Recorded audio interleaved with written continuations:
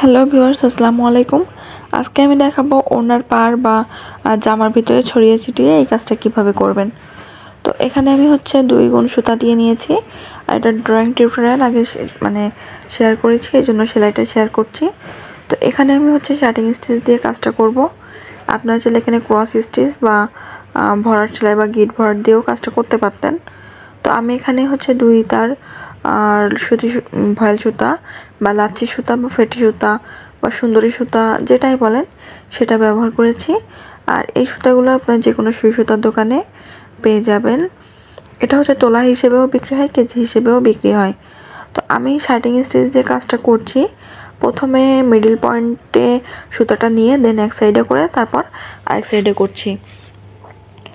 একটু নিচু মিডল সাইডে একটু বড় রেখে বাকি সাইড থেকে আস্তে আস্তে নিচু করে করে কাজটা শেষ করছি। আরেকটা দেখিয়ে দিই, আমি মিডল নিলাম, এরপর সাইড থেকে আস্তে আস্তে ছোট করে করে একটা পাপড়ি কমপ্লিট করব।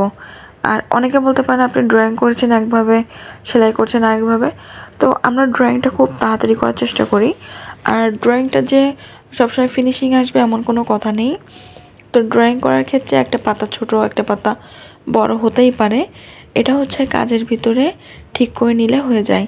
আর যেহেতু এখানে আমি ডায়মন্ড পেন্সিলটা ইউজ করেছি, তো এটা ধোয়ার পর দাগটা উঠে যাবে। আর আপনারা গ্লিটার পেন্সিল বা গ্লিটার পেনটাও ব্যবহার করলেও সেম দাগটা উঠে যাবে। তো আপনার ড্রয়িংটা যেমন হোক, আপনার কাজের ফিনিশিংটা সুন্দর হলেই জিনিসটা সুন্দর দেখা যাবে। তো আমি সেমভাবে করেই পাতাগুলো সেলাই করে নিচ্ছি বা ফুলের পাপড়িগুলো সেলাই করে নিচ্ছি। তো এটা শার্টিং স্টিচ দিয়ে করছি, আর গিট ভরাট দিয়েও করা যায়। তার টিউটোরিয়াল চ্যানেলে আপলোড করা আছে, আপনার চ্যানেলে দেখতে পারেন। আর খুব শীঘ্রই এই ড্রেসটার ফুল টিউটোরিয়াল নিয়ে হাজির হব। তো সেই পর্যন্ত অবশ্যই আমার পাশে থাকবেন আর চ্যানেলটি সাবস্ক্রাইব করে রাখবেন, তাহলে নতুন নতুন ভিডিও পেয়ে যাবেন। এরপর আমি এখানে ফেন্স নোট সেলাই ব্যবহার করছি, আর এখানেও দুই তার সুতা ব্যবহার করেছি। এটা আমি ক্রিম কালার বা বিস্কুট কালার যা বলেন সেই সুতা ব্যবহার করে দেন ফেন্স নোট সেলাই নিচ্ছি। ফেন্স নোটের ক্ষেত্রে আপনারা 3 তার নিয়ে একটা বা দুইটা করে ফেন্স নোট বা প্যাচ দিলেই জিনিসটা দেখতে সুন্দর লাগে। তো আমি পুরো কাজটা সেমভাবে করে নিলাম। এখন আমি 2 তার পাতা কালারের সুতা নিয়েছি। তো এটাও লাচ্ছি সুতা, আর এখানে আমি ফিশবন স্টিচ বা মাছ কাটা ভরাট বা খিচুড় কাটা ভরাট দিয়েও কাজটা করব। আপনারা চাইলে এখানে শার্টিং স্টিচ দিয়েও করতে পারেন। তো শার্টিং স্টিচ দিয়ে করলে এক সাইড দিয়ে করতে হতো।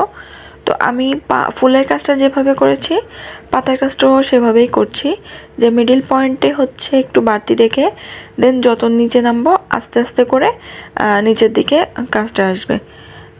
আমি মাঝখানে একটা পাতা রেখে দেন দুই সাইডে দুইটা পাতা রেখে মাঝখানে ডালফোর দিয়ে গ্যাপ জয়েন্ট করে নিব।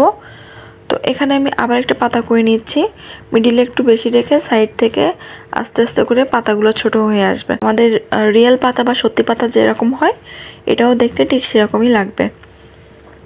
তো সেমভাবে আমি আরেকটা পাতা করে নিলাম।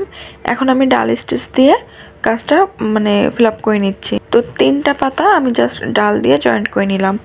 তো কাজটি কেমন হয়েছে জানাবেন, ভালো লেগে থাকলে লাইক কমেন্ট শেয়ার করবেন, আর অবশ্যই চ্যানেলটি সাবস্ক্রাইব করবেন, তাহলে নতুন নতুন অনেক ভিডিও পেয়ে যাবেন। Thanks for watching. আল্লাহ হাফেজ।